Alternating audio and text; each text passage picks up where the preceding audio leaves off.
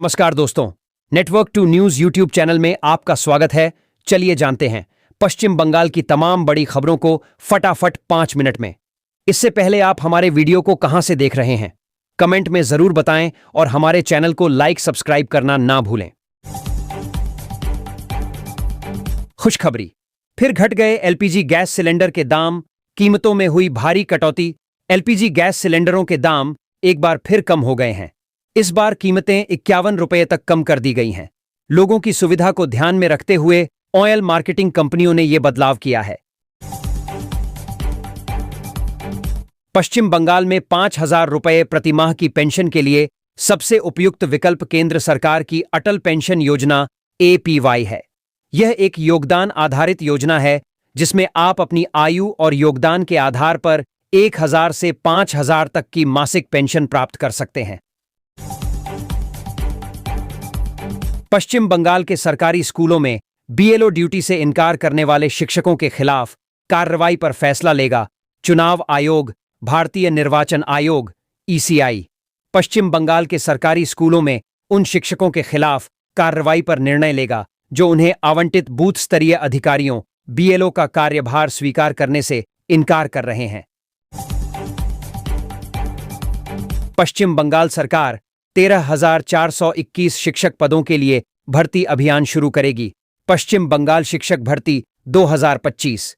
यह घोषणा शिक्षक पात्रता परीक्षा TET 2023 के परिणाम के तुरंत बाद हुई है, जो 24 सितंबर को जारी किए गए थे। 2,73,147 उम्मीदवारों में से केवल 6,754 2.47% ही योग्य हुए। कपिल शर्मा को धमकी देकर 1 करोड़ रुपए मांगने के आरोप में पश्चिम बंगाल का व्यक्ति गिरफ्तार। पुलिस ने शनिवार को मुंबई में बताया कि पश्चिम बंगाल के एक निवासी को गैंगस्टर रोहित गोदारा और गोल्डी बरार के नाम का इस्तेमाल कर हास्य कलाकार कपिल शर्मा को कथित तौर पर धमकाने और 1 करोड़ रुपए की मांग करने के आरोप में गिरफ्तार किया गया है। भारत ने स्वदेशी 4G नेटवर्क लॉन्च किया।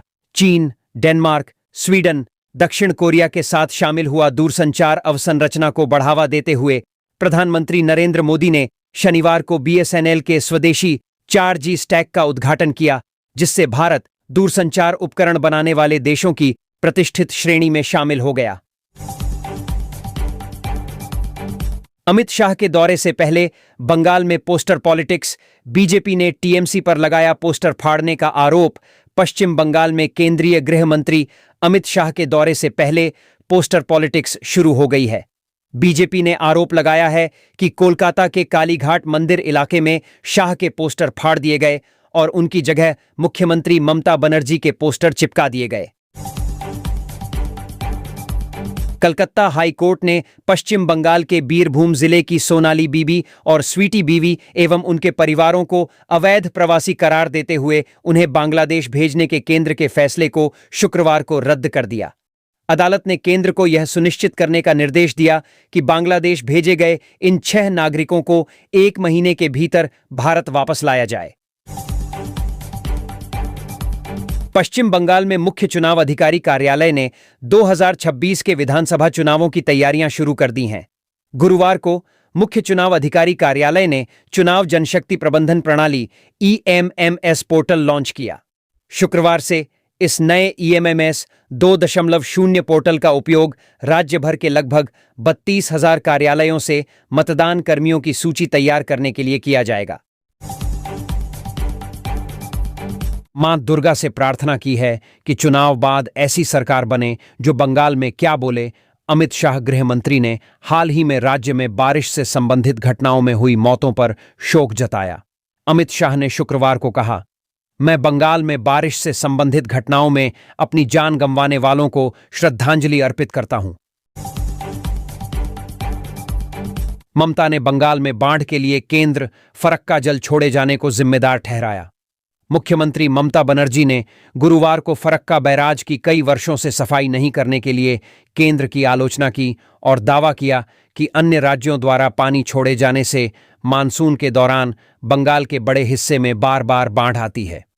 अगर वे आने वाले दिनों में खुदाई नहीं करते हैं और अगर मैं आपके आशीर्वाद से 2026 के विधानसभा चुनावों के बाद सत्ता में लौटती हूं तो मुझे पता है कि उनसे कैसे निपटना है।